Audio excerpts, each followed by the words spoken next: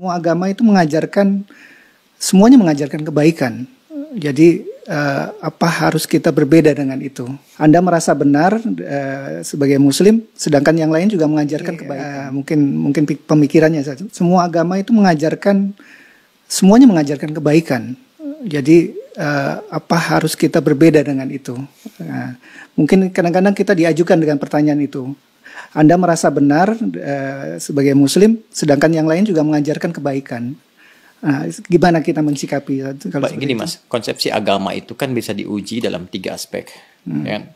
Satu aspek ketuhanan, teologinya.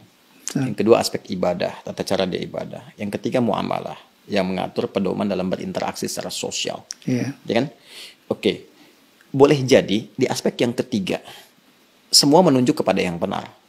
Mengajarkan interaksi yang benar dengan sesama. Silahkan Anda cek ya. Pasti semua agama mengatakan harus jujur, nggak boleh mencuri, kan? Nggak boleh berzina dan sebagainya. Jadi kalau ada yang membolehkan berzina, menipu dan sebagainya, dipertanyakan konsepsi keagamaannya.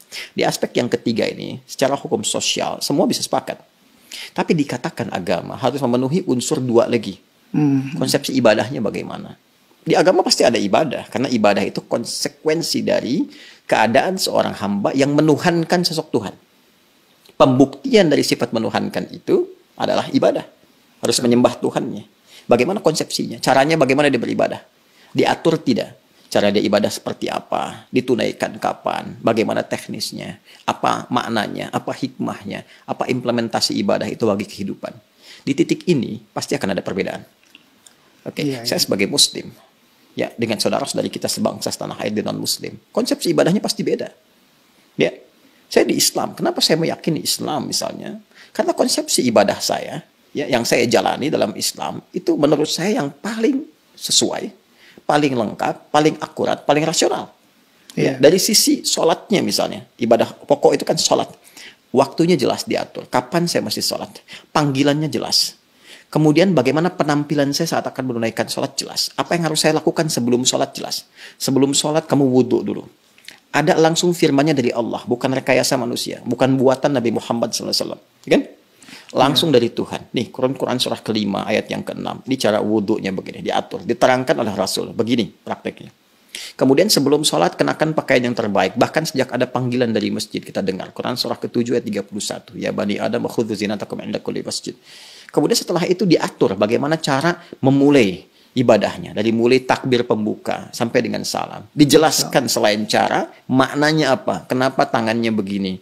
Kenapa bacaannya ini. Artinya apa. Hikmahnya apa. Lalu kaitan dengan implementasi kehidupannya bagaimana. Apa dampak sholat kepada kehidupan. Turun banyak ayat. Inna salata tanha 'anil fahsya'i wal munkar. Quran surah ke-29 ayat ke-45.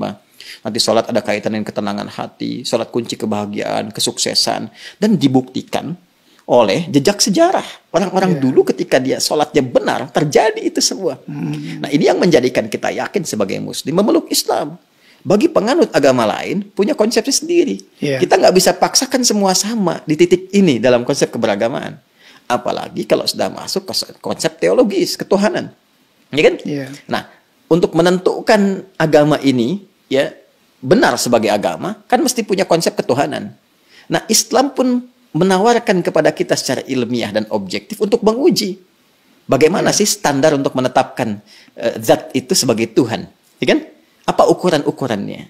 Maka Islam menyampaikan. Misalnya di Quran surah ke-42 Asy-Syura ayat yang ke-11. Laisa kamitslihi syai' di ujung ayatnya. Ya, sifat Tuhan itu nggak boleh sama dengan selain Tuhan. Ya, harus beda. 100% harus berbeda. Ya, jadi kalau misalnya manusia ini lemah, maka Tuhan mesti lebih kuat. Nggak boleh sama dengan makhluk. Kan? Kalau manusia berpasangan, Tuhan itu harus esa, harus tunggal misalnya. Demikian banyak hal yang bisa ditampilkan. Nah, konsepsi teologi ketuhanan ini, setiap agama itu pasti berbeda. Ya kan? Nah, tinggal kita uji. Kan negara memberikan kepada kita hak penuh, merdeka untuk memilih. Dan dahsyatnya, Al-Quran memberikan kesempatan kepada kita itu secara merdeka. Terbuka untuk memilih. Bahkan dalam aspek teologi, di Quran surah ke-47 Muhammad, ayat yang ke-19, kata Allah, fa'lam. Anda mesti punya dasar pengetahuan. Annahu untuk menetapkan la ilaha illallah, untuk menetapkan tiada Tuhan selain Allah.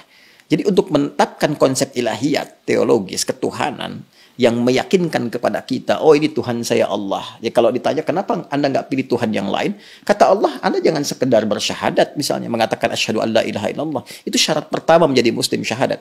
Tapi kalau Anda ingin kuat, ya dengan syahadat itu, dengan keyakinan teologi Anda itu, menuhankan Allah. Ini ilmunya loh. Makanya di Islam ada akidah, ilmu tauhid, fikul akbar. Nah, jadi boleh jadi semua agama itu punya konsepsi yang sama dalam aspek muamalat, interaksi sosial yang membawa norma-norma kehidupan dalam ragam interaksi sosial. Tapi bisa berbeda dalam konsepsi ibadah dan ketuhanan. Dan aspek ketuhanan yang paling pokok. Ya kan? Ya, ya. Jadi kalau semua sama, berarti kan mesti ada yang spesial yang beda kan? Ya, betul. Nah, itu yang menjadikan Anda, saya, kita melihat yang spesial ini bagi saya. Konsepsi Islam sangat jelas, tidak ambigu. Ya, menentukan ketuhanan jelas. Fa'lam annahu la ilaha illallah. Innani anallahu la ilaha illa ana fa'budni. Ya, saya Allah, kata Allah, nggak ada Tuhan yang dipertuhankan selain saya. Ya, maka sembah saya. Nah, saya mencari, saya membandingkan, melihat dengan keyakinan lain, saya temukan yang paling jelas. Tidak ambigu, tidak susah dipahami sebagai muslim ya. Ya, dan saat yang bersamaan ketika kita meyakini Allah pun sebagai Tuhan, memeluk Islam, beribadah dalam Islam, saat yang bersamaan tetap diminta oleh Al-Quran, la ikraha fid din, gak boleh paksa orang. Betul. Indah gak? Iya, indah sekali. Lakum dinukum waliyadin. Hormati keyakinan orang lain. Kamu meyakini Islam sebagai agama yang benar, ya, tapi hormati orang lain juga. Ya, jelaskan keislaman Anda itu lewat penampilan Anda, karakter Anda, perilaku Anda, sifat dan sikap Anda. Kalau ditanya, jelaskan, jawab dan sebagainya. Masya Allah. Indah nggak? Indah, Pak. Ya, jadi di situ titik perbedaannya. Jadi nggak bisa kita katakan semua agama sama, karena konsepsi dasarnya itu berbeda. Iya, iya. Paham sekarang ya? Betul, betul. Nah, kalau paham berarti nggak ditanya lagi. Ya, mungkin kita luruskan, Ustaz. Jadi, Berarti ada yang bengkok. iya. Ya, yang diluruskan pernyataan saya atau ada masalah nih di luar. Yang berkembang sampai Anda angkat kaki itu. Yang berkembang di masyarakat, Ustaz. Jadi, Muslim yang semakin berilmu, otomatis makin toleran terhadap masyarakat di sekitarnya. Mungkin bisa dibilang begitu, Ustaz. Ya, bisa disimpulkan demikian, toleran dalam aspek-aspek yang perlu ditoleransi. Betul, betul, betul. Dan ini ekspresi toleransi itu pun sesuai dengan kebutuhannya. Jadi jangan berlebihan juga. Nggak bisa toleran itu misalnya, ini lebih berkembang lagi, ikut-ikutan beribadah sesuai dengan agama-agama orang lain. Ya, nggak mungkin itu ya. Anda nggak bisa toleransi ikut ke tempat ibadah orang. Justru itu intoleran yang sangat tinggi. Paham nggak maksudnya? Paham, Ustaz. Paham. Apa coba? Ulang lagi nanti. Bukan. Intoleran yang sangat tinggi. Kenapa? Kenapa? Karena saat dia hadir di tempat orang itu, hati dia meyakini bahwa itu salah. Tapi dia terpaksa hadir di situ untuk mewujudkan konsepsi yang salah. Saya toleran nih, datang ke tempat ibadah orang lain, tapi di hati dia mengatakan ini salah nih, ini nggak benar nih. Nah, itu kan kalau dalam bahasa agama nifak, munafik, hipokrit gitu kan. Jadi saya kira itulah.